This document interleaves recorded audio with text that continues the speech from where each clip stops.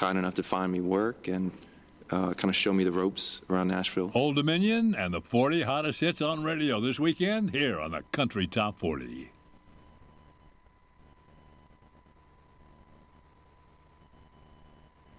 At the KSMO Studios, 1340. It's time for us to get together with Hospital Administrator Kasey Lucas. He's made it in. He's all spiffy today in his SMDH. Is that a sweater jacket or is that a sweater? It's not a sweatshirt. I don't know. It's It's a a quarter zip-up. zip sweater. Yeah. Listen, Quarter it's zip nice sweater. looking. Thank you. Burgundy. Looks good. He's got that, and then he's got the gray shirt and the tie to go with it, all matched up, color coordinated. But Hope probably did it, pulled it out for You him. know, she helps me out. Yeah. Anyway, very dapper looking attire Well, it's cold today. and it's not going to get much warmer. That's going to get colder today. Yeah. Actually, a little bit. Bitterly cold by tonight, which affects a lot of different things. Yeah. You know, including everything that goes on out at the hospital. It's we all really appreciate everything that the hospital does, but some things, like with the weather situation, you guys don't have any control over. But it does affect a lot of different things because when you start getting as cold as we're talking about tonight, frostbite becomes a reality. Yes. You know, and that's something I don't think we've seen too much of here in Denton County. But if you're exposed to it for any length of time, because they're talking about -10 by tomorrow morning. Wow. With a wind chill. That is cold. And that doesn't take long, Nope. especially if it's moist, to get that wind chill to affect you and get that skin. And it'll get brittle, and you get cold. Yeah, Start this getting a little morning blue. had a thick layer of Thick frost, frost. this morning. So We had relative humidity, 100%, got down to 18. So, yeah, that was the chisel kind of frost. yes. Warm up the car for a good half Yes. hour just to get out I there and know, scrape that's it up. exactly- Yeah, That's I how it warn went this people, do morning. not put hot water on your window now because it's a good way to watch it just shatter. Mm-hmm. It could, so be very careful about doing that. But anyway, we're not here to talk about the weather and safety measures to scrape your windows off. We're here to talk a little bit about hospital board of directors meeting. It was held Tuesday. Got off a little bit of a late start. You had some business prior to that in closed session that delayed the start of the meeting, but still meeting held as usual Yes. in the hospital library. And you had, first off, I guess one of the things that we want to make sure of, tell people about, is Mike Swires was appointed as District 2 Board of Director replacement for AJC. Yes, and really the board made that decision.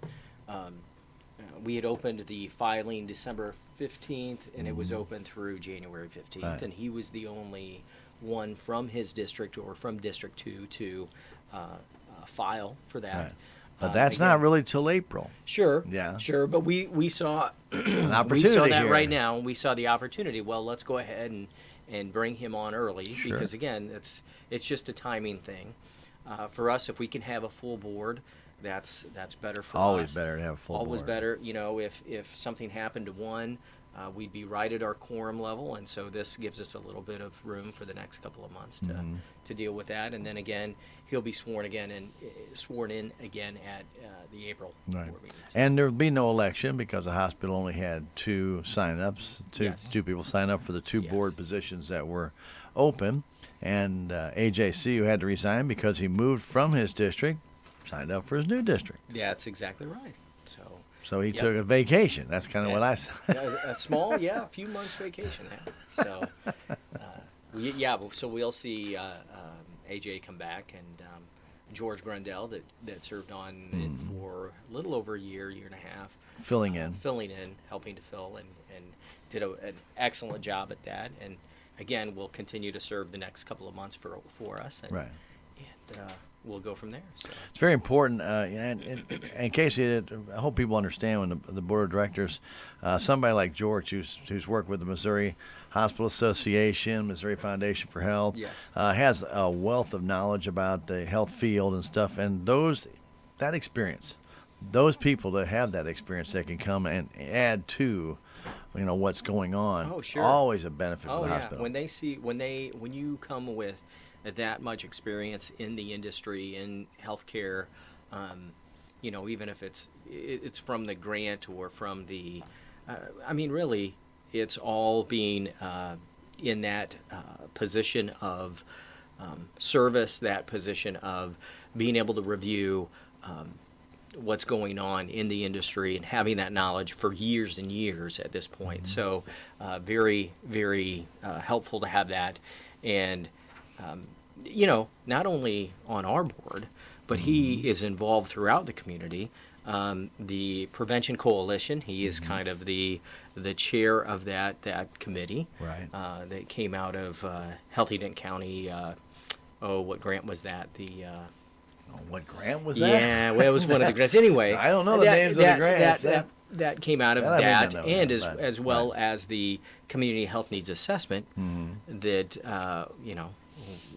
that was the number one was alcohol and drug abuse, Right. and so he is wanting to combat that, and has taken that position, and again, not only one or two things, he has done a lot throughout the community. So And we'll continue to do Yes, so. Yeah. yes. So it's not that when the board position ends, and again, he just filled in for someone who resigned, yes, and they needed somebody to fill in, and kind of said he didn't think he would run for the position again, but only because he wanted somebody else to be able to Sure, serve. I mean, he sure. is tied up with a lot of different projects, and George is getting a little older now. We all are. Oh.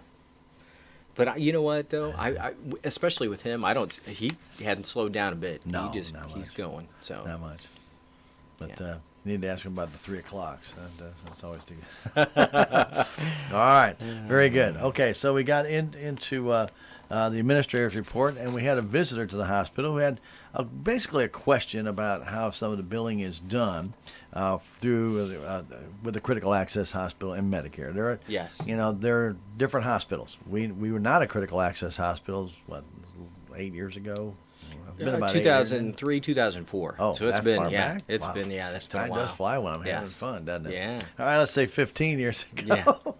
We were not that way. We are now a critical access hospital. Yes. And Medicare kind of calls your shots because they are your reimbursement agent, right? Well, they are, and they're Mm-hmm. when we look at all of the patients, all of our community, the biggest portion of that right now is Medicare, and has been for a long time. So when we look at that, let's just say 50% Medicare, and then there's probably another 15 to 20% Medicaid. Right. And this is again definitely something with the Centers for Medicare and Medicaid, and so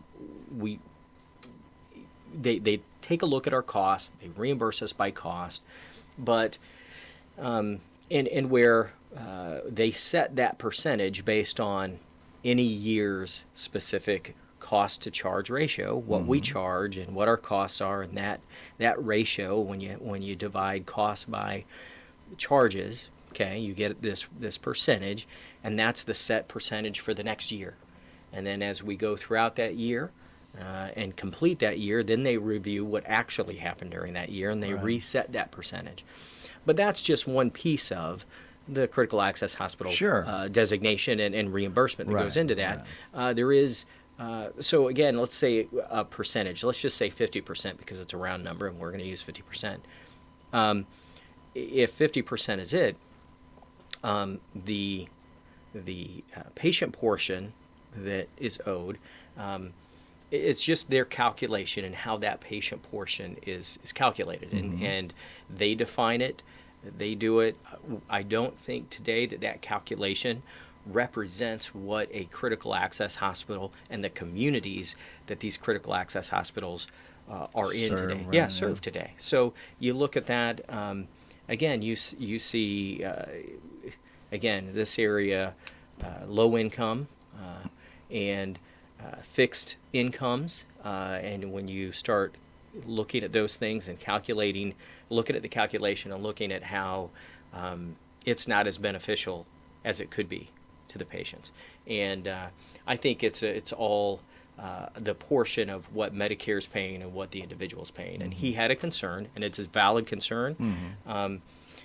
When Jason Smith came to the hospital in December, Right. we addressed that then. That was one of our speaking points, was to say, this needs to be reviewed, and it needs to be changed, and it needs to represent or really match up, I would say, with what the critical access, what they really want to say about critical access hospitals, where they are, help the community. Again, yes, cost-based reimbursement. We could not do it without cost-based reimbursement, which is what the critical access hospital reimbursement or designation is all about. And so that's very important to keep that. However, there needs to be a shift of more of that payment towards Medicare and less towards the beneficiary, the patient. So if I understand you correctly, and I'm hoping I do. I know. Yeah, it's a complicated calculation. It is. I'm going to try and simplify it. So let's just say I have you're using 50%, but we all talk about contractuals and stuff, so we know a lot of this is part of what's going on. Yeah. So let's just say you have a service for that would be a $500 charge. Sure. Medicare is going to pay you a specific amount. Let's say that's $200. You're not going to get to $500. Right. So you're going to get reimbursed $200 for that charge. You don't get the $500 charge, but the patient's deductible may be actually based off that $500. Is that yes? Is that what Is that what I'm hearing you say? Yes. So you get $200, and they end up having to pay $100 because that's what Medicare is charging. Yes. Not what you guys are charging. You guys aren't getting that $100. That's going to Medicare. You're not going to see any of that. So that's their deductible, and that's what you have no control over that. And that's if I understand you right. So that's what you're questioning. That shouldn't be charged at $500. It should be charged at the $200. That's exactly right. It should be based off of what you're getting reimbursed. In general, what we will get, patient portion plus what Medicare is going to pay us, those two things together, that's what it ought to be based off of. And those two things together, we call it the allowed amount, what is allowed, what the reimbursement allowed to critical access hospitals. So other hospitals who aren't critical access, that may not apply. I mean, they may bill their service whatever they want to bill, and then you just pay the deductible. Yes. So it just all depends on what they have their services valued at, and then it doesn't make any difference because they're getting reimbursed through insurance or even Medicare or whatever they're going to get, but they're going to get paid fully back on whatever their agreement is. Yes. To get paid back. Okay, so that's not really fair to the critical access hospitals that anybody has that specific service. I'm making this service up, guys. So don't sit there and say, "What's the $500 service?" I can't. You're just picking. I'm using this as an example. That's why. If you might go into a major metropolitan area, you may get, I don't know, maybe, let's say an MRI, $50 cheaper than you could here, okay? Because of that deductible we're talking about, because of that charge. All right, so let's just say that does happen. Here's the thing, Kasey, and here's how I look at it. How long did it take you to get there? How long do you have to wait? How much did it cost you in gas to get there? Sure. Are you saving money? I mean, and I don't know if that would be their argument back to you. Yeah, but we're having to charge more. But if they have add all that up to go up there and come back, it's a wash. Well, yes. I don't know if it's really a wash, but it depends on the service that you're getting. But you know what I'm saying? Sure. There's a cost involved to your time. So you go to Salem Hospital, and it might be 3 minutes from your home. And you go to St. Louis. You can go to Springfield. That's 2 hours, one way. Right. 2 hours back. Get the service, which may take you an hour to get. And if you just try and go and check one of those services out, see how quickly you get in and out of there, 'cause you're going to be there for a while. And then you come back. So let's just say it's 6 hours. What is the value of your time for 6 hours? Not to mention the cost of gas and the depreciation on your vehicle. And that's a very good point. We all have time, and for some, time is precious, and time, but some people have to take off work. Sure. For that time. Sure. Now you're losing income. That's exactly right. And you have expenses on top. So anyway, overall, this was a minor detail. I think you was just kind of bringing it to your attention, but the hospital is well aware of this. Sure. And they are trying to work to get this reduced and the best they can. So that's just the way it is. Yes. But, Today, and it's okay. And it matters. We've looked. anytime you're talking about an insurance, it doesn't matter if it's Medicare, it doesn't matter if it's Medicaid Right. or commercial insurance, they all, we have contracts with each one of those payers, and as we always see for let's just say a regular month of $4 million worth of revenue that we would generate, that 2 million of that, a little over 2 million of that revenue is just pushed off the Take off top. the And when we books, go yeah. through when we Yeah, go we'll through go the through it, yeah, financials, we'll talk. we'll look at that too. You but know, it's, and I hope that gives people a better understanding what Yes. your contractuals are. Yes. Because that is the agreed Yes. upon contract price that you're getting, not the actual list price. Kind of like you go to a cars dealer and have the manufacturer suggested retail price on there. Yes. Okay, well, if you go in there and start making a deal and you get it a little bit lower, well, that's a little bit of a discount, but that's not the price that they show on TV, and that's not the price that they put on a sticker. Yes. And That's the price you pay. And when it's all said and done, the other thing to take into consideration is the amount of uncompensated care that we provide. I Well, mean, there yeah. $4 to $5 million a year in uncompensated care that we provide. Some of that may be some of that copay, some of that deductible that doesn't get paid by the individual. So I mean, that has to be factored in there too. I understand that. Okay, very good. I'm not going to beat that anymore. Well, hopefully people get a better idea at the hospital. You might bill $10,000 for a service. You may only get $4,000 out of it, if that. It just depends on what your contractuals read and then how that works out. So anyway, very good. One of the things that we always talked about with being a small hospital, volume. We always talk about volume, and so that becomes a big deal. Yes. So anyway, very good. Let's talk a little bit about the busy December you had. Okay. I mean, it's another busy month, and we've had December was kind of an unusual month as far as weather is concerned. Yes. A little bit warm. They got really cold. They got really warm again. The Christmas holiday wasn't bad. Yes. And the flu bug really didn't hit here. It's kind of making its way here now, but Yes. didn't really hit here in December, which we have seen last year. I think we actually had a little blast in December, and then we had another did. one in Yes. February. We had a huge Yeah. It went. So far we've seen under 30, right at 30. Oh, we were way over that last and year. At yes, this time. and this Yeah. point, I mean, But last year, even with the flu bug that hit, you only had 74 inpatient admissions. This year, you had Yes. 108. yes, That's- and And I'm looking at that, I'm thinking, wow, I know our weather was kind of crazy, but yes. Well, I think it all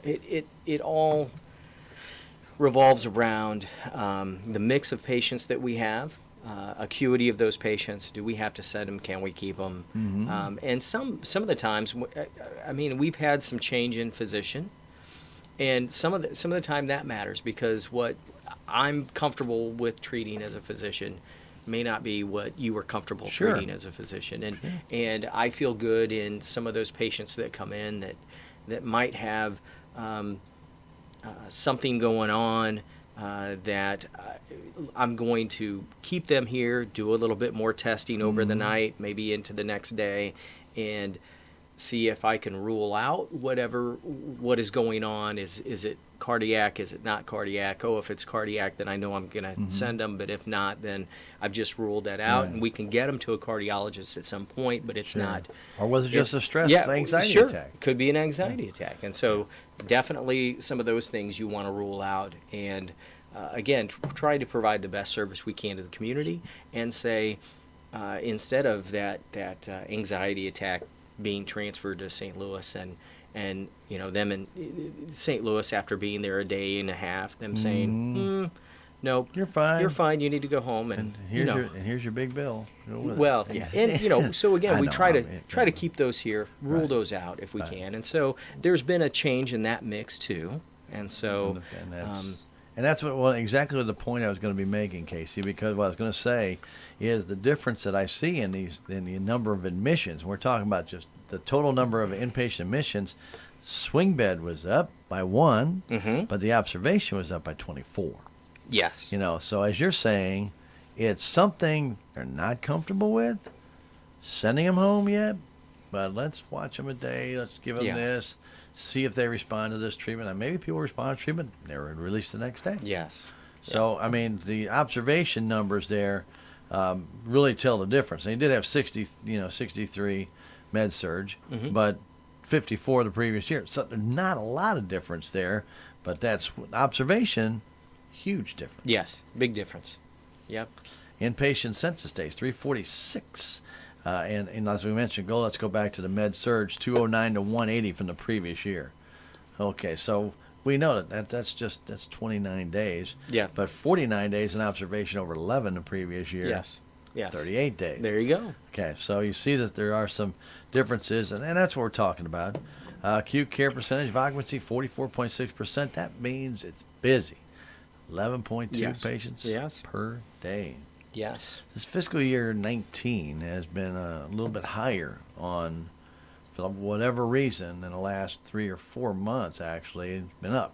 Yes. You're halfway through Yes. this year now. Yes. So I think three or four of the months that have been reported that we've talked about have been higher. Sure. Sure. And that can mean some pretty sick people.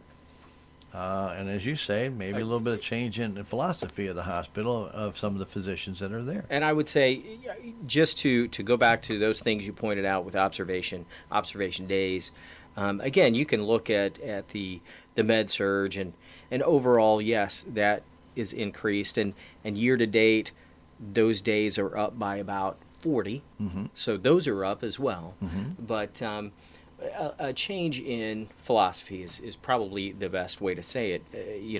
What are we going to keep? Can we keep you? Are you safe enough to go home? There's that fine line, and we'd rather err on the side of Right.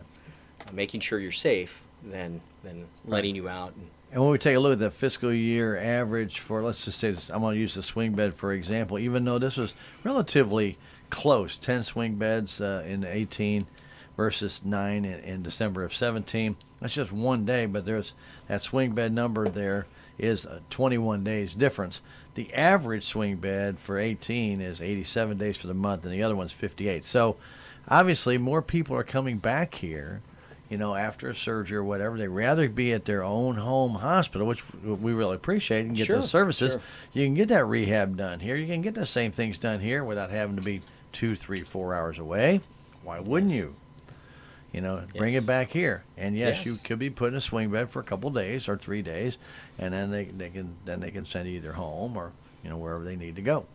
Yes, and that's all about us working with, you would love to say when the patient comes in, maybe through the ER, Mhm. maybe gets sent off, and I know in that process we try to educate them in, hey, once you're ready to be stepped down out of that acute environment, Mhm. you can come here for the rehab. You can come here for that IV therapy that you may need. You can come here for those things that are that step down in service. We provide that. As a matter of fact, there's been a look at, well, when you go to a special facility that provides that swing bed or that SNF, that skilled nursing facility care or that rehab care, that those facilities are staffed with the level of staff that can take care of that. When you look at a place like a critical access hospital, they are staffed with RNs. They are staffed for the acute. Mhm. Okay, so technically, we're better staffed. You get that same staffing you'd get in an acute environment in your skilled nursing facility or your swing bed service.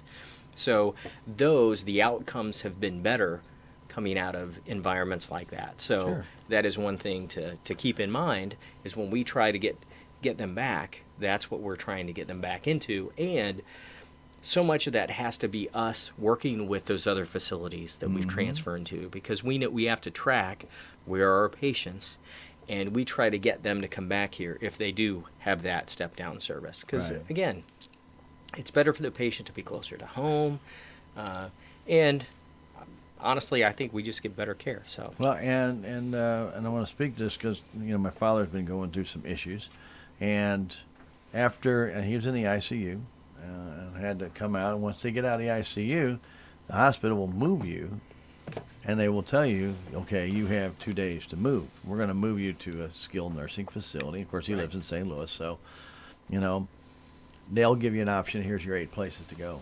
Choose one now. I mean, it's yes, now, he doesn't live in Salem, so if he did, he could come here and get this facility. But he's going to a place where there's people who are now senior residents as well as skilled nursing, and it depends on the place you choose. And so, how many people do their homework before they ever have to go have open heart surgery to know what place you want to go in after the fact? And if they would even take you, Right. And so it really becomes a little bit of a game up there because they don't want you in their hospital anymore. They want to move you on, even though you're still covered by Medicare. They're going to move you on to a new location and put you in a swing. It's a swing bed operation. That's called assisted living. And so they'll send you over there because they have therapy. It's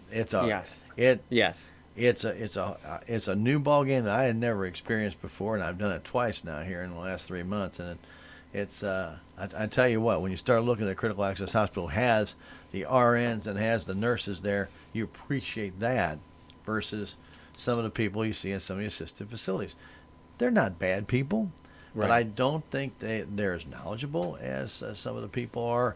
When you talk about having an RN come in and check on you, and you're right here in the hospital, you're right there close. If something happened to my dad again, they got to put him in an ambulance and take him back. sure.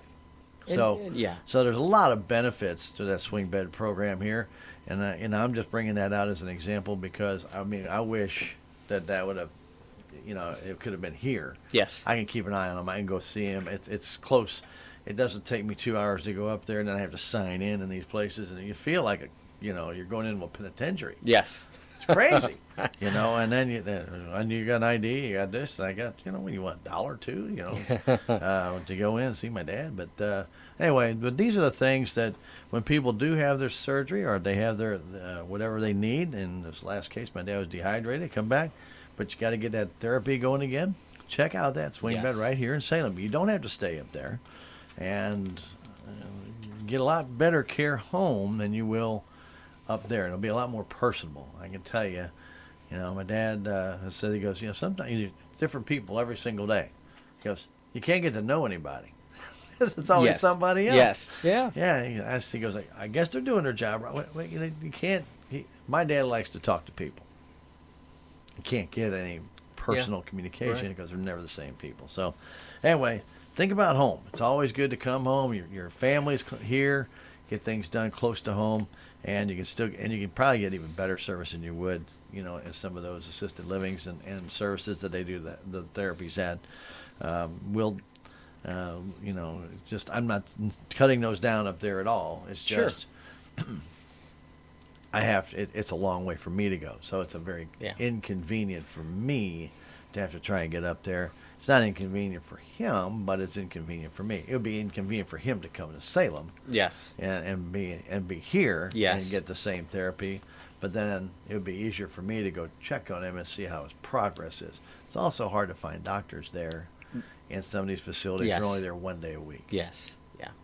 And we're yes, and in that program for us, I will say this: it is very hard for us to track all of those patients that are going everywhere and make contact with that facility and say, hey, when they're ready to go for their skilled nursing facility or swing bed care, we want to be on that list that you provide them with to say, hey, choose one.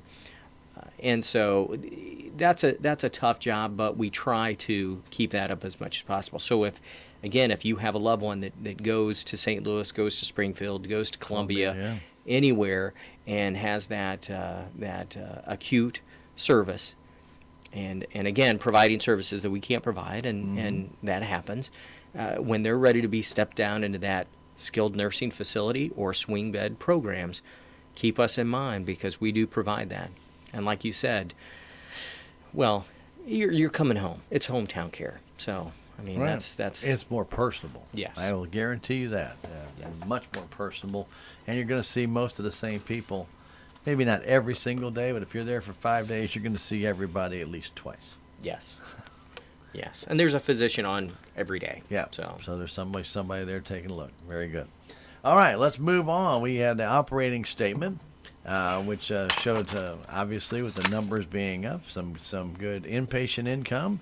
The outpatient income also up, and when you put all that together, along with some unrestricted tax dollars for December, had a excess of revenues over 136,000 and excess from gain of operations of 80. So not a bad month. no, it's a good month, and we'll see. Cash wise, we're kind of at that average average for critical access hospitals. So we'll see that. Again, we did get our settlement this month for Medicare, and so we'll see that increase. But also, we'll have gained a lot of the tax money in January, so we'll see that. Oh, well, yeah, bump next up month will too, be a yeah. big bump. So- yeah, because of everybody paying in December, which Yes. you didn't get all that here. Right. Big bump Right. on the tax dollars, So- but again, we want to remind everybody the tax dollar big bump we're talking about. All those tax dollars are never spent toward salaries. It's only going toward improvements to the hospital, and that has been the direction of our hospital since I can remember. When I don't think it's ever changed. Yeah. But I can't speak before '84, but I don't think that ever was used for anything but improvements to the hospital and not paying employee salaries or any kind of salaries. Yeah, I know it goes back to that, at least that far. Yeah. As well. So. All right, very good. Operating expense comparison. I took a real quick look at this. Supply cost was way up, but it means you might be filling up those supplies you need for the end of the year. Well, but it could be something else. So there was one thing we had. We have refrigerators in our lab department, Mm-hmm. and with all this automated lab Did you equipment that expense we those? have, well, no, we didn't expense those. Okay. But those refrigerators. Okay. We had one refrigerator where the condenser went out You didn't know. and it froze all of the Just supplies. throw them all out. We had to throw them all out. I see. It was about $30,000 worth of supplies that, That's a- again, with all these automated systems in lab and, these supplies that it takes to keep these things going. So we've got that fixed, but we have purchased refrigerators, and we'll see in purchases later. Right. So you had to for replace replacement. all the supplies. Yeah, that so were- we had to replace all the supplies that went Well, in you there. had what, So- 4 refrigerators, one in dietary, one. Yep, in, and there were two, and two in- pharmaceutical. right, Yeah. Yeah. So Yeah. So you had, It was a refrigerator a month. I guess. Yep. Wow. Anyway, well, so there's always an explanation. That's why when you look at the numbers, if it's odd, ask, Yes. Yeah. and there it is. Yeah. Okay. Well, we had. Well, that's a big bite. I know. 30,000 in supplies. Yes. Ouch. Yes. Oh, But, yeah. and I will say, throughout our facility, we have a system Mm-hmm. where we have a monitor in each refrigerator, and if it varies up or varies down by so many degrees, it alerts us. For some reason, those two refrigerators did not have that monitoring system in there. So Maybe we've they're remedied. old. Yes. Well, and that's really when you need them in I there. Is know. to. I mean, it's a manual monitor, so we have to. Oh, okay. We have to put it in there on all those refrigerators, and for some reason, those refrigerators did not, or were not in our plan to have those. But we have since then Oh, yeah, I bet decided you those need to have. be in that plan. I So think anything that with that kind of storage Yes. capacity, ouch. Yeah. Okay. Very good. Well, even with that, the expenses had to go up a little bit because of the waste. Obviously, still with the increase in income, not bad. Right. You know, Right. got passed through that, and so wow, that's a. Oh yeah, I can attest to that. So we had a refrigerator, actually a freezer in the restaurant business go out with a whole bunch of steaks and stuff, and goodbye, man. Yep. You know, once they all thawed, and then they froze again, and we knew they thawed, and then they came in with 75 in there, and then went back down to 3. Yes. They say, county health department said throw it away. Yep. which we were going to Gotta do be anyway. safe. But yeah, you want to Yeah. be safe. There's bacteria growing in there at 75 for sure, no doubt. All right, let's look at the statistical summary of operations where we get to the outpatient registrations. We mentioned outpatient revenue was up 1,510 registrations.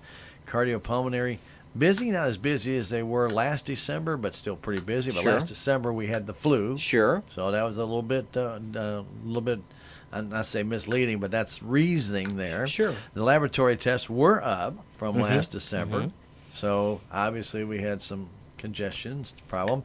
Radiology was up. The rehabs basically just they're just going out of sight Yes. anymore. 665, they were up, and the surgical procedures actually down here at the hospital to 18. Is that because of the holiday? Yes. Okay. Holiday there. All right. And home health visits, well, kind of goes with the rehab there. They kind of follow Yeah. almost hand in hand, sometimes a month or two after the fact, because if they're doing rehab at the hospital, they'll get home health later. Yes. Yeah. And it's really just been that those two together, that rehab and that home health, have just been growing, Skyrocketing. growing. So Yeah. And long-term care, still full. yes. Yep. Very good. Emergency room visits, 733, a little bit down from last year. Of course, last year we had the flu, and a lot more people went to the ER, and the budget was 807, down from that. But besides that, the ambulance runs were a little bit more than we usually would see, back around 190, 193, when the budget was 196, so we were like almost right on budget. 212 last December. Again, we had Yeah. that flu issue. Yeah. And so basically that's right on track, where it was expected to be. So nothing really glaring in No. any of the statistics that we see there. And then the balance sheet, it just looks pretty good. Now you mentioned the cash went up. As far as cash increase, then people say, well, how could you have a net change from year to year? Well, one year you had one, and the next year you had another, but you had some purchases you had to make too. Yes. Just because you had an increase in cash, you didn't keep it all. No. No. You And didn't send it to me. And you had mentioned that earlier, the cash for the tax, the taxes going to capital equipment. And I know we mentioned last year at budget time, and we are getting into budget time again, but the plan, again, we receive about, let's just say, a little under $500,000 or right at $500,000 in taxes. Okay. And the budget for the year was about $750,000. So we need we're going to be using some of that cash. We could see a decrease because we're needing to reinvest in plant and operation a little bit. Right. And as the audit report, they kind of reviewed that, we need to start putting some money into that. And so, It's an older facility, yes. and and what we're talking about too, Casey, a lot of times is things that people don't see. When you start talking about reinvesting into your plant and operation. Yes. For example, air handlers. Yes. Different things of that nature. Those have to be at a specific temperature, and when you get into a surgical situation, it has to be consistent. Yes. Yes. You can't have outside air coming in. That's Humidity, yeah, it has to everything be, has to be yes, controlled. So a lot of that stuff people don't see. It's on the roof, or it's on back, or somewhere else. And then you got to have a maintenance room, and all that stuff in the maintenance room has to be maintained and clean, and filters changed. And Yes. I mean the amount of different things that goes on. So those air handlers and things that people think, well, okay, you put it in 2 to 4 years ago, might be okay, may not be okay, and then they have to be replaced. Well, those aren't cheap. No. 30 to 40,000 a Well, whack or more. Yes, and our surgical suite, those are very specific. Again, there's humidity, there's airflow, whether it's positive or negative airflow, Right. and there's a lot of those things that go into those air handlers. And so, for us to replace those, I mean, we're talking Big money. big money, Big money. big Yeah. money. So, and it's something that people don't know. I mean, they can't see it. They don't feel it when they come in the hospital. They're not going to know. So, cosmetic changes they can see outside. When you paint the curbs and stuff, Sure. you can see all that. Yes. But you're not going to see that air handler. You're not going to see that air conditioner. You're not going to, if you had to get new air conditioners for the whole long-term care, you're talking again a huge major expense, Yes. or even new furnaces. Yeah. You know, and sooner or later attrition happens. Yes. You're gonna have to replace them. Yeah. So yeah, talk about assets and stuff like that, and you talk about the long-term liabilities that the hospital has, and they've really kept those down to a minimum, and that continues. Had a little bit of a rise in that this past month that we see, but my goodness gracious, at $362,000, that's pittance for hospitals to have that kind of long-term liability. Yes. Yes. Pittance. Yes. You know, you see Yeah. some of these hospitals with $60 million, and then they keep trying to build, and they keep putting themselves. I don't know how they do it. You know, and it just amazes me how they keep track of it all, because they just grow. Yeah. I mean, Yeah. to And tell it- my dad, I'm watching this Sure. one hospital grow, and I'm walking through a hallway, in intensive care, and I end up in a maternity ward. How did that happen? You know, where did I turn Yes. wrong Yes. here? Yes. You know, so Yeah. you know, but they just it's sprawling. You know, Oh yeah. but- Yeah, but they- and you know what? And we feel it all the time because we run out of space. We're wanting to Exactly. add service here, there, and you're just running out of space. And one of the steps we've taken is to hire an architect to look at the whole facility, look at what we have, and you know, when you look at all the additions we've put on over the years, Well, POB where's 1, 2, where's 3. the next one? Yeah. If we do another addition, where's that next addition going to go? And you've got to have all of that information I know. out there and be able to review it in detail. And Yeah. So, but anyway, but also, as you mentioned with the audit, that upgrading of equipment, different things, and services, Yeah. you know, to get those pieces up to date, and it does cost money. So, very good. So everything's solid on the balance sheet, and just a $19,000 change in cash. So it's nothing is like major. And- Yes. but the account receivables up over $1 million. That's a big yes, jump. yes. And you know, when we look at revenue, when we look at our volume, some of those volumes we've said have increased. That revenue goes up, and as you start recalculating some of those key ratios that you start calculating, that revenue, that cash, the revenue and the cash on hand, when you start looking at those, I mean, days cash on hand, that calculation changes because you've got more revenue per day, and you start Right. looking at all of those things. And so you've got your expenses have increased over last year too, and you start looking at what it would take, again, if all of the payers said, we couldn't pay you today, how much cash that we had on hand, how many days could we you last stay? on that? Yeah. So, you know, we definitely look at that. But over last month, we did have an increase in cash, and again, you know, January we should see that jump again. So, So the cash flow statement's great. yeah. As you were mentioning, you got reimbursed, and you had, you know, obviously the gain from operations. So, you know, that looks fantastic. So 200, what is it, 240? Yeah, right at 240. 40? 239. 239. Yeah, 240. Okay, very good. So days cash on hand, as you were mentioning, you're back to the critical assets Missouri average, 65 days. Yes. Which is fantastic. I was going to ask you a question. I'm going to do it now because I never remember when I go to the meeting, but I was going to ask you, you know, in your preparation that I know you guys do, you know, and we talk about the increased cost of the, let's just take for granted the new 3D mammography unit we got in. I mean, that was a donation. I mean, there's still cost that the hospital Yes. had with Yes. it to fix the room Yes. and get everything ready. Yes. So when you get a machine like that that's donated, or you get a discount, or you get a real good trade in or something, do you figure what your depreciation is daily on each one of those to know that would that on your days cash on hand, does that affect it much? Because if you had to replace it, Yeah. you're not going to get another donation. Yeah. Or you're not going to get that same discount. Do you figure that difference in there towards the days cash on hand? And I mean, I'm just asking.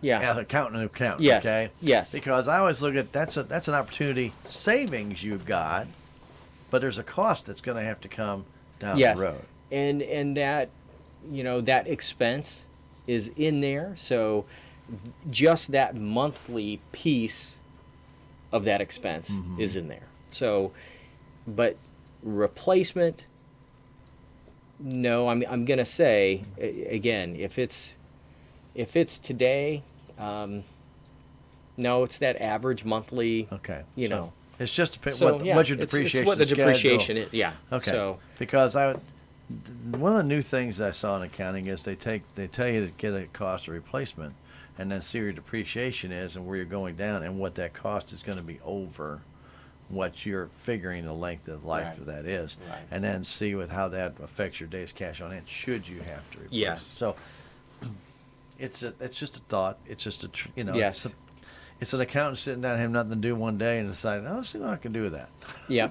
But Yeah. it is a fact that even it's even in any business you run, when you're Yes. going to buy something new to replace what you already had, 95% of the time it's going to be higher. yes, and that's it. Yeah. Yeah. Depending on how early in the process you're looking, Mm-hmm. because again, you look at what we're depreciating for. Well, I will say this: it depends on the list price for something and what we're going to get it Get it for. for, yeah. So, That's a discount. and that and I'm I'll talking say about, I'll yeah. say whole logic. I mean, you brought up the mammography machine. Mhm. I mean, they discounted our mammography machine. I'm gonna say 30-40% because it was a donation, Right. and they knew that we were trying to.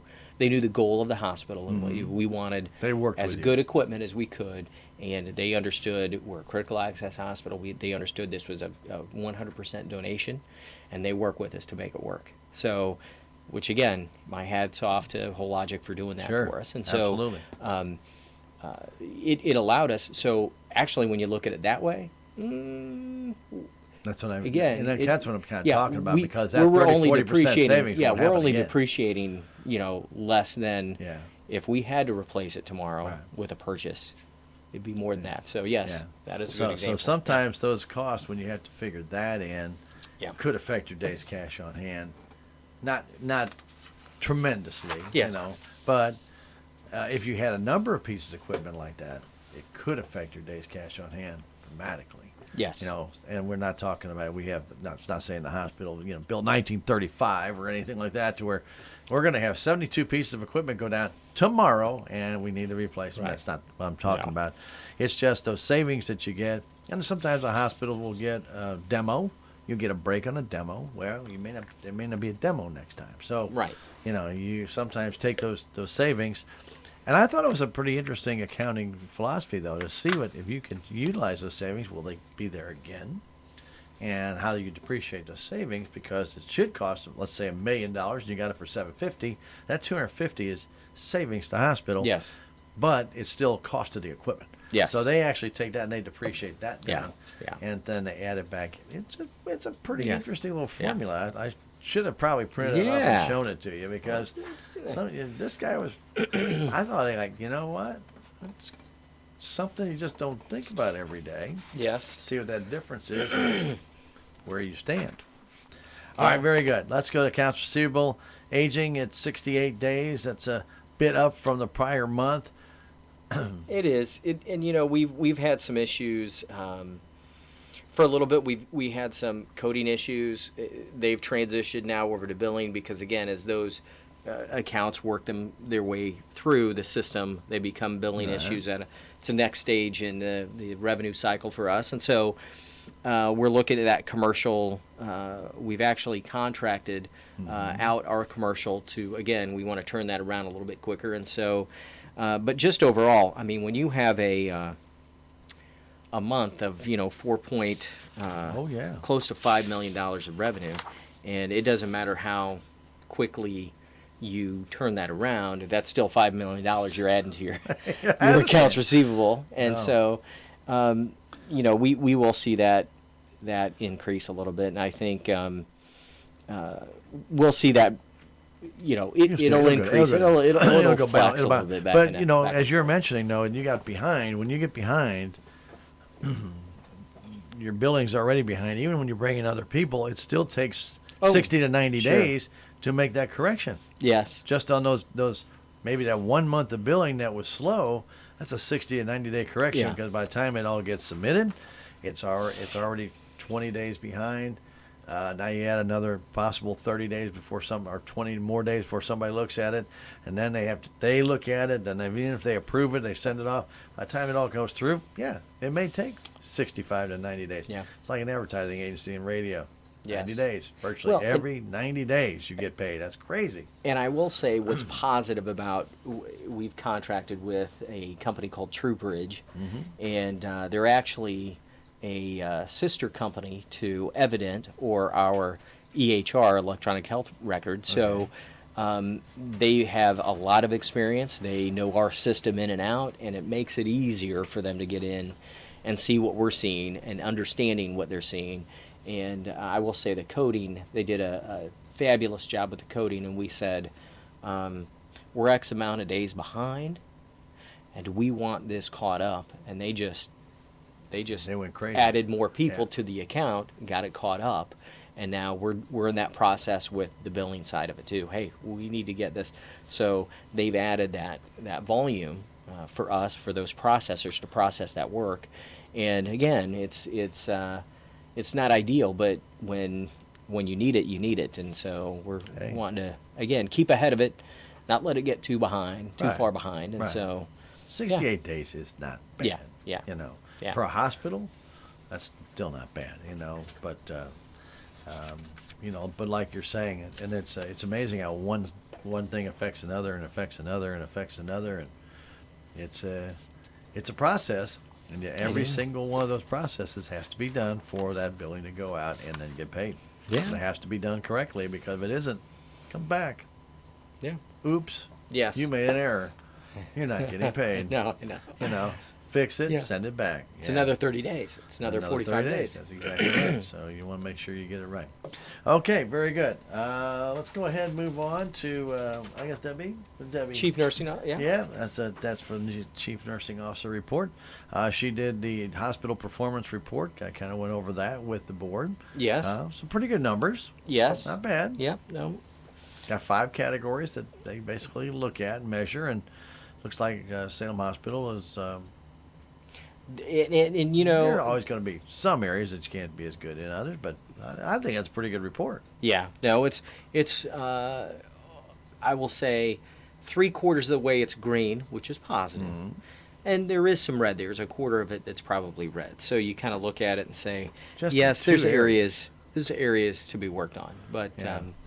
And basically, the one that I guess the one that stands out, if you look at it, it's just the falls, because you do have a long-term care there. Yes. Some hospitals don't Yes. have that. Yes. And so I'm sure that's getting included in you, and there's a better chance in your long-term care unit to have a fall than there would be in your normal and hospital. there's so many regulations regarding how you can restrain.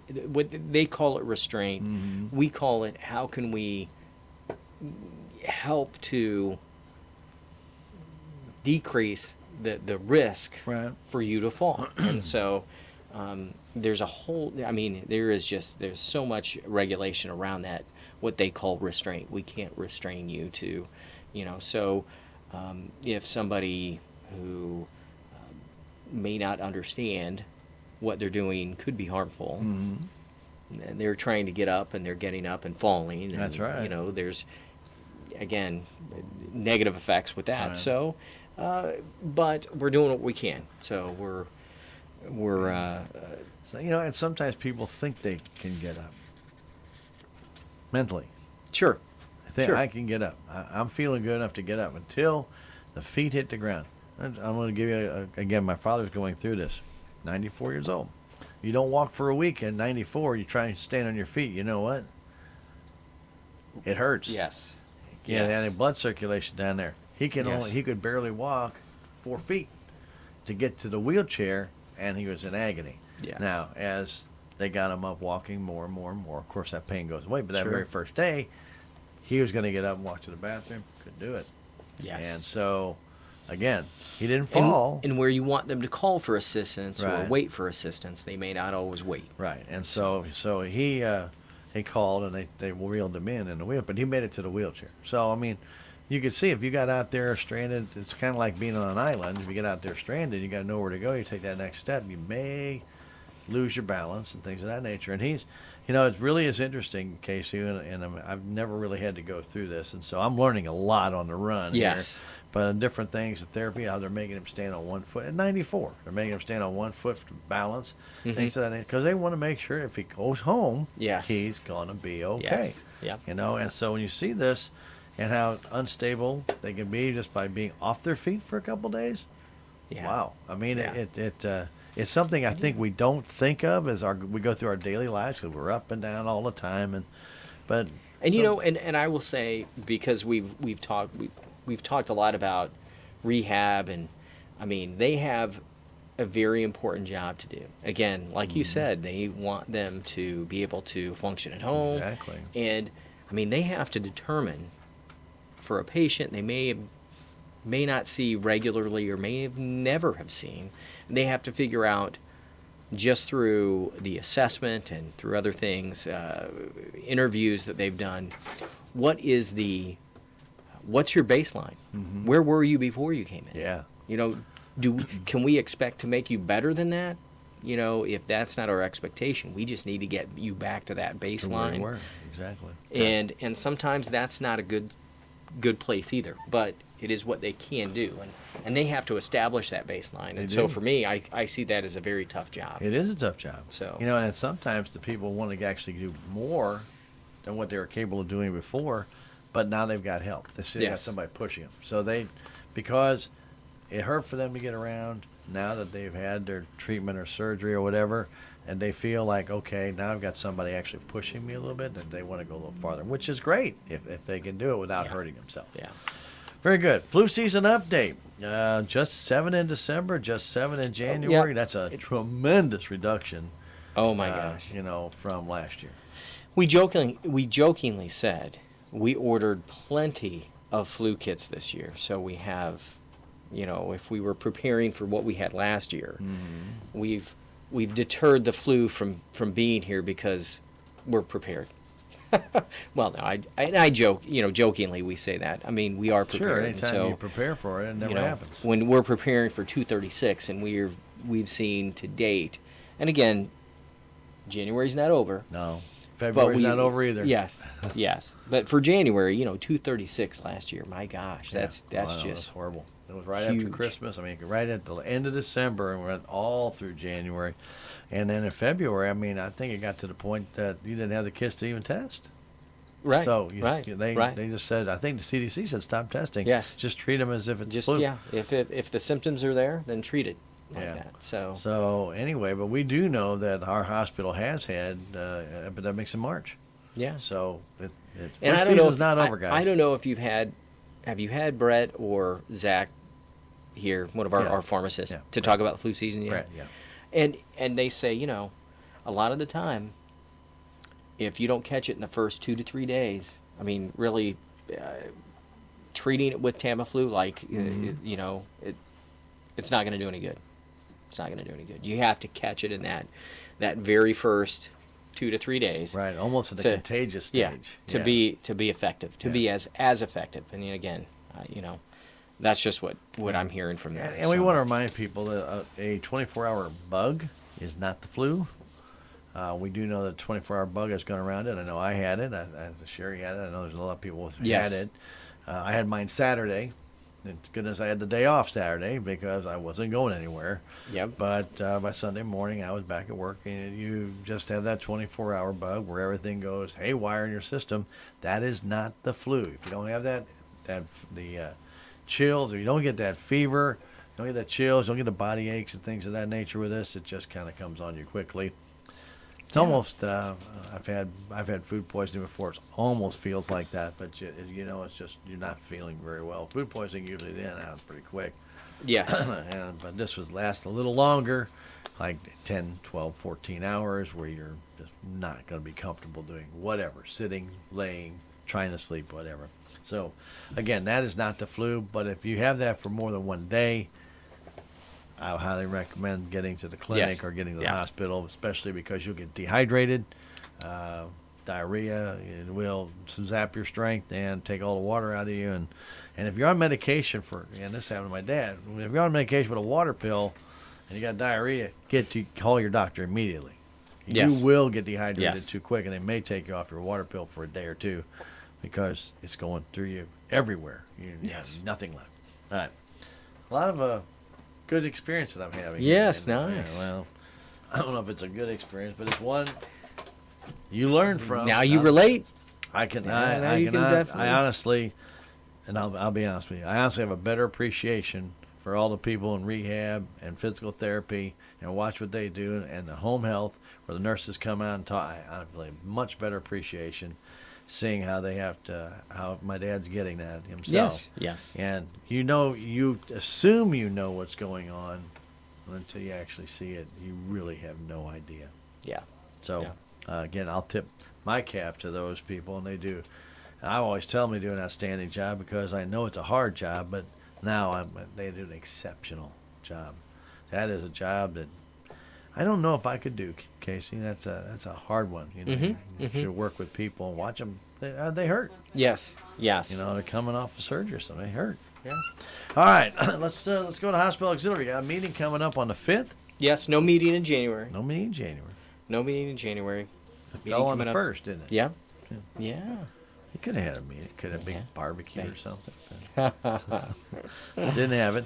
Anyway, the fundraisers will be discussed at the upcoming February meeting, Yes. which will be at the community center at the Armory at noon. Everyone's welcome if you want to be a part of the auxiliary. Yes. You're welcome to come on down. They'll even feed you. I'm not going to say what I was What? going to say with your What? feeding, because Yes. We'll feed you. it won't be steak and lobster. I can guarantee you that. I've asked. It won't be. All right, Hospital Foundation's been busy, and it's going to be busier. We got our Dancing with the Stars this Saturday night at the Salem High Yes. School. From what Chris was telling me, most of the tickets for the tables now are almost sold out. Yes. There's Almost a few, sold out. Yep. few left for the tables. There's plenty of bleacher seats left. Those are $5 each, but the tables, not too many left. I thought he was saying like 15 to 20 at max, and that was a couple days back. So, it'll be fun. You go out there, it'll be a little bit different venue instead of the City Hall Auditorium. We're going to be Yep. at the high school gym. It'll be all new for us because again, we've never had one there. And Well, no. we knew what to expect at the city hall, but just the facility itself. I mean, we were talking before the interview here, Right. and there's just space is different, and stage is different, and it's just different altogether. So Yeah, but it'll still be the great same show. So come on Yes. out, and we'll have it. There'll be 11 couples dancing, and should be a lot of fun. And again, we hope that you can make it. That's about the only way we really want to put it. Mhm. We have a golf tournament coming up, and June sounds far away. Of course, when it gets this cold, June sounds wonderful. It does sound wonderful. But it's not all that far away. And No. I know they've been getting some emails out on that, and they're doing some different things for local businesses they want to change, and they're still working on, I think, on a few of those things. So you're going to hear more about that. Sponsorships are going to change just a little. So, yeah. And they're going to be offering some different things for local businesses too to come and display their wares. Sure. And So- you know what? For me, the more we get out there from the community, the better it's going to be for everybody. And again, I think it's fun. It's a fun atmosphere, and a great opportunity just to get your business out there Sure. and promote that. So. Yeah. And there'll be a morning tea and an afternoon tea, if I'm Yes, correct? yes. Okay, so very good. All right, and then there's going to be a new event coming up on August 3rd. It's going to be out at the Commons. It's going to be the Foundation Benefit Concert and Wing Off, a wing competition. Yes. How's your barbecue wings? Yeah. Or hot wings. Or hot wings. Or, zesty yeah, Asian whatever zing Yeah, wing. Whatever a the- zing wing. I like it. All right. Whatever Anyway, that is. Chris said he's got 3 bands booked already. Yes. Very good. And we'll be out at the Commons, and you'll hear more information about that as we get closer and closer. It'll be August 3rd. So I want you to kind of put that calendar down on your, put that date on your the calendar and yeah. keep that out there. Also, one of the things that the hospital does is stay out in the community. Of course, it's wintertime. It's not as evident as you see sometimes. But the Project Rise is ongoing, and that has been a great program. Has been a great program. And very good. And then, of course, the SMDH sign that just, we won't even go there. And then, I know. Yeah. It's cold. And It is cold. You can't do a lot right now. It is and cold. We want that thing to be just right. Well, We it want has to be. It perfect. has to be perfect, and So. that's the problem. It has to be perfect, and sometimes doing things like right now in this wind, there's no way you can put a sign. No, on. no, I no. don't want you to try that.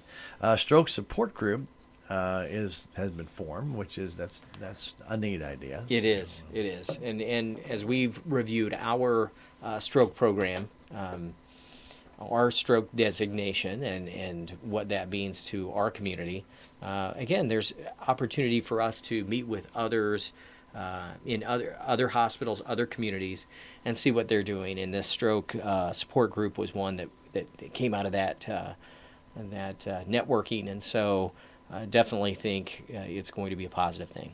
Very good.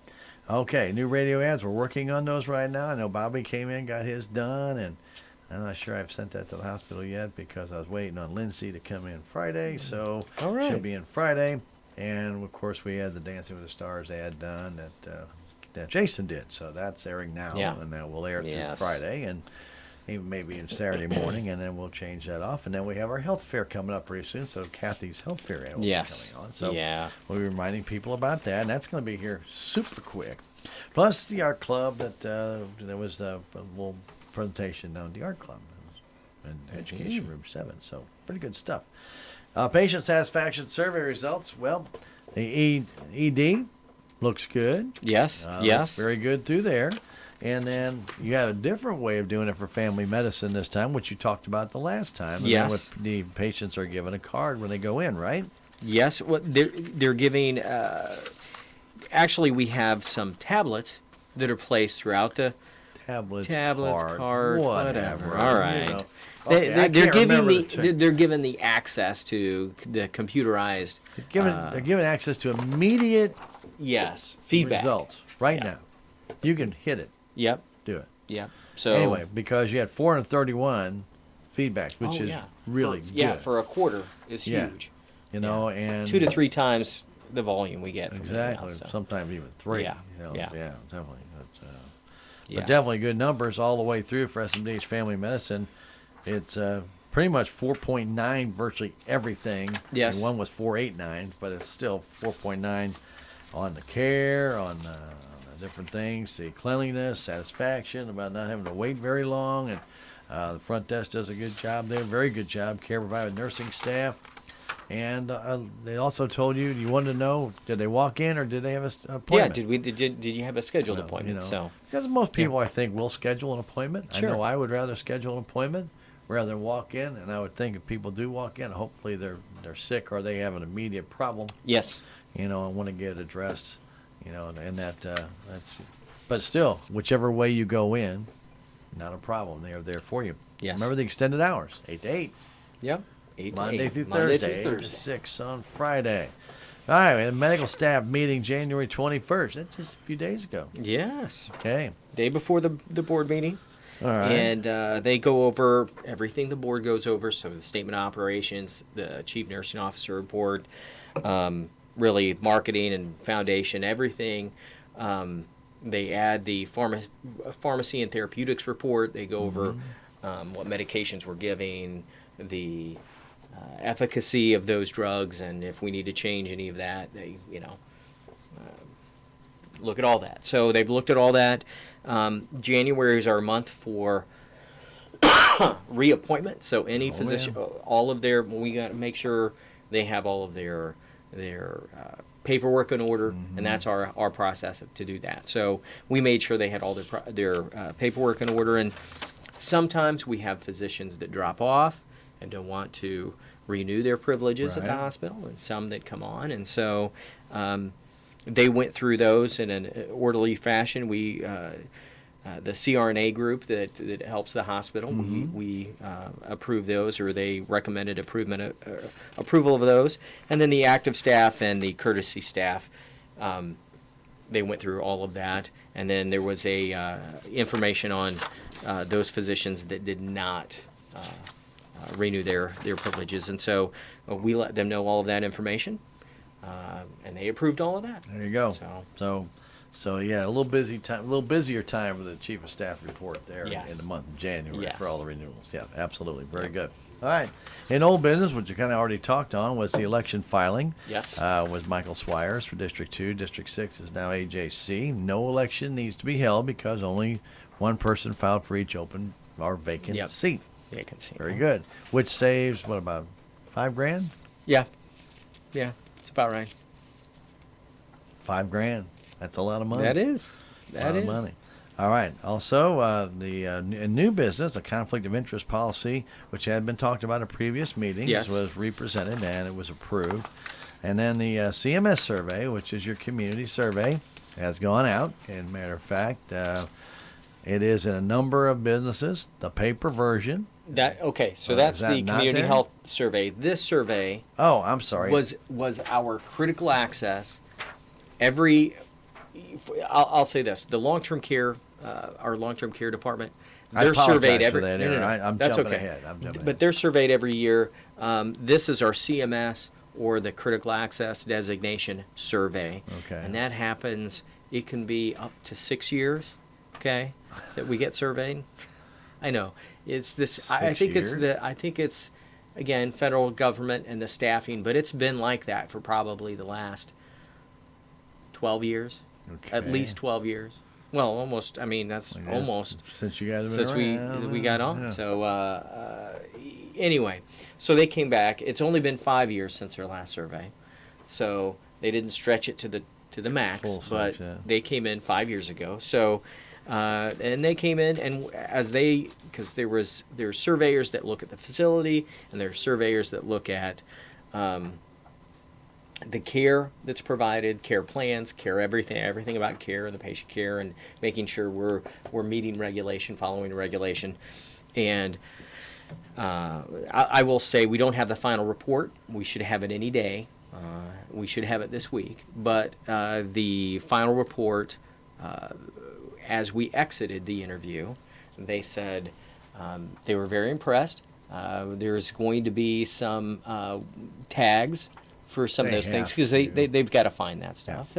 But they said of a critical access hospital that has went 5 years without survey, they thought we were in an Above. elite group, that we had so few tags that they were like, it is a good, very good report for somebody that Everything's hasn't had a running the way survey it's in supposed 5 to be, years. Yeah. I mean, I will say this: long-term care we have every year, and we still walk away with a couple of things because, again, focuses change, issues come up.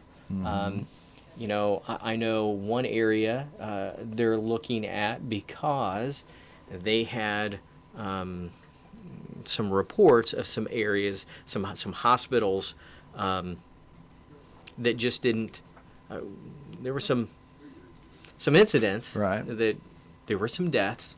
Well, that automatically raises a red flag, and they start saying, well, what do other hospitals do? And they start surveying, So there are some things that I know were targeted, and I feel like they were targeted. Again, they didn't tell us that, but just from You get a hearing gut them feeling on explain that, yeah. why they did what they did, and you feel, oh, that's probably targeted, and rightly so. I think it's definitely something they need to do. Is when they Well- see those issues, they need to remedy it with other facilities before they get to that point. So Well, you remember, and I can't remember how many years ago it was, but I remember that there was like a lawsuit about the rails on beds in long-term Yes. care. Yeah. And every long-term care unit I knew had rails on the bed so that the patient had something to hold on to when they're trying to get, well, somebody got caught up in the rail or whatever, and all of a sudden, all the rails had to be gone. yes, And I remember that we got a flag on that.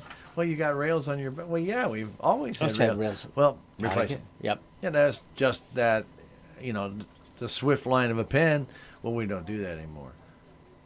Come on, people. Yep. You Yeah. don't just to make that and then flag it because, well, there's nothing wrong here. Well, it's not. That's not all we recommend. So we recommend. I guess you better do it. Huh? Yes. Yep.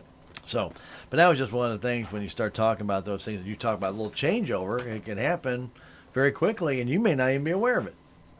Yeah. And then they come in and say, "Oh, by the way, did you know that's changed?" Yes. Well, you do now. Very good. So All right. overall, I believe that the survey is going to report good Very findings. good. So. And we'll hear about that next Yeah. meeting, I'm assuming. Yes. Okay, Yeah, very yeah. good. All right, let's just talk about the community health survey that is out and about. You can go online and do it at smdh.net. It's right down there. You can click on it and you can fill it out and do it. And you really need your feedback on this. Yes. And it is available at a number of the pharmacies around Yes. town and some other businesses as well. Yes. I think Community Center of the Army has it. So a lot of people who don't Banks in town, all Yeah. the banks in town. Okay, so a lot of people who do it the old-fashioned way with paper, you can do it the old-fashioned way with paper. Yes. And then leave it there, and then they'll be picking them up. This goes on through March. The actual date. Yeah, I know, end, but end of March. March 31st. Yeah, like March 28th or something. I thought was Okay. the number. But anyway, something like that. Yeah. But it's going on through March. You got plenty of time to get it done. Please fill it out, and anybody in your family fill it out. It's not just for one per family, one per person. And Yes. they need your feedback Yes. on that so that they can devise what they need to do for the next 3 years and start working on those concentrated efforts on those top 3 categories that need attention. Yes. I think the last time actually was 4 because 2 of them were tied. Yes. Yes. Yeah. And it is smdh.net. That's need to go there and you'll find it very easily. Yeah, very quickly, right on the and that's front probably page. the easiest way to do it Yeah. and best way to do it. But again, we have those papers available, and even next to the paper, we have a little card or a little slip that you can take instead of taking it with the paper. There's actually a link. You can follow a link to. Right. Very good. You know, Very good. the Okay. Finance Committee appointments. Mike Swire. Oh, welcome to the board. You're on the Finance Committee. it's that You didn't make him that- chairman, did you? No, that sounds funny, but really, it's a learning what we do on the budget He needs during the to- budget. he You needs need to to see learn. that. Yeah. And even if he just needs exposure to that and to see that and to understand that process. It just sounds Yeah, funny. it Welcome to does. the board. By the way, You're appointed. you're chairman of the Finance Committee. Make it good. Yeah. And then, of course, the Budget Committee will be meeting soon. I know it sounds crazy. July 1st is the beginning of the fiscal year, but you got to start. And Yes. we're already in February, basically. So Yes. very good. Purchases. Let's go. Let's move through these fairly quickly because we kind of already talked a little bit about them. Cardiopulmonary had a new BiPAP machine. Yes. Yes. It is replacement. So it's replacing one. And this was tabled from last meeting. Right? And so, what we understand is when we compare these, we're kind of comparing apples to oranges. We've got ventilators. The other 2 quotes are ventilators because we wanted to see again the one from Philips was just a BiPAP, and they're the only ones we could find that just make that BiPAP. And Okay. so, as we went through that, we explained that if we wanted to do one of the other bids for, again, it's about double. Right. There's additional things with Restrictive and gases and other unrestricted, things that yeah. we'd have to purchase an additional generator for another $10,000 to make it work exactly, to use it in its full sense. Capacity. So if we'd have to add $10,000 to each of these purchases, where again we just need right now the BiPAP. That is what ventilator we very rarely use that in our acute setting. So maybe once or twice in the past 15 years. So anyway, so that was one thing. They approved that. Okay, very good. We had refrigerators, the medical grade refrigerator for the pharmacy for $2,366 from, is that Apex Laboratory Equipment? Yes. Okay, and Yes. then dietary needed a refrigerator replaced for U.S. Foods for $42.64, but that was budgeted. Yes, you know, it as was. was the one for the pharmacy. So they knew the refrigerator was getting old. Yes. The non-budgeted one was the one that cost us the supplies was in the lab. In lab. Yeah, so they got 2 refrigerators. Yes. Right. Only one went out, but the 2, one of the 2 that we replaced, they were both the same age. They're both the same type. We thought, well, if we're having this issue with this one, we might as well replace the other one at the same time. Yep. So we did. And that was from Jack's Refrigeration for $8,300. Can't see anywhere on here about the health fair. What? That was in the marketing stuff, I think. No, Not in their marketing. That's it. Oh, where did I see the health fair coming up in February? I think it's the 7th and 8th. It is. Come on, Kasey. Not in here. Nope. Oh, my. 6th and 7th. 6th and 7th. Okay, so health fair 6th and 7th. How did that elude you guys? I'm amazing. Anyway, it will be at the Salem Community Center at the Armory, 6 until 9. And again, they have a number of services, and we'll be talking with Kathy Whalen next Wednesday about that, as a matter of fact. Okay, on the 30th. good deal. Since you didn't really know that, I thought I'd tell you Kathy's going to be here because you aren't in the mix I'm on not in the the scheduling loop. the appointments. But anyway, Kathy will be here to tell you about those tests, incredible tests. There's been other services added. I know we have cardiopulmonary has been out Yes. there lately, doing some different things, some breathing tests. You can find out a little bit about that. Check that out. I don't know if Lindsay will be there, but somebody from her department will be there. Of course, you can talk with Jason Edwards about your BMI and different things, even some new dietary guidelines that maybe you want to get on and find out, get your blood pressure checked. That's all. Those are all free, absolutely free. Yes. It doesn't cost you anything. And then, of course, you can get your lipid profile, and you can get your thyroid test. You get, for guys, you get your prostate test. Rehab out there doing balance testing and some Oh, yeah, other things. Rehab will be out there, too. Yeah, I forgot. I knew there was Yeah. going to be another group out there. I couldn't remember who. So you get your test done. And remember, if you want to get bone density scan done, now, that's not down there. You have to go out to the hospital. So make sure if you do want to do that, you schedule time because you have to do it that day. So you'll have to do it on either that Wednesday or Thursday that you go. So don't sit there and say, well, I'll go next week. Yeah, it won't work, okay? Yes. So don't put it down to pay for it.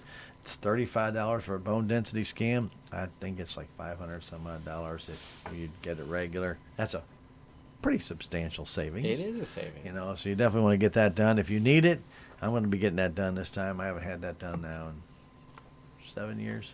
You know, as well. One doctor told me, don't get it. I had it done 2 times in a row. He says, stop it. He says, your bones are hard as a rock. And I said, okay, very good. So, but it's been a while, so we'll get that done. Also, you guys are having a special meeting coming up next week. Monday. Is it Monday? I don't know. Monday at 2 o'clock.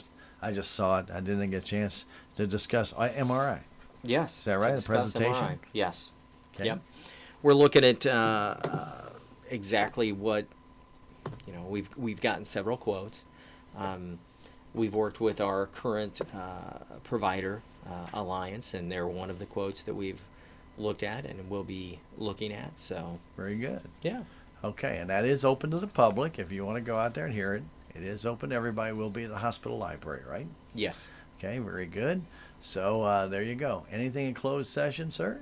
There was not. Nothing. No. I just cannot ever believe that media buffet never comes back up.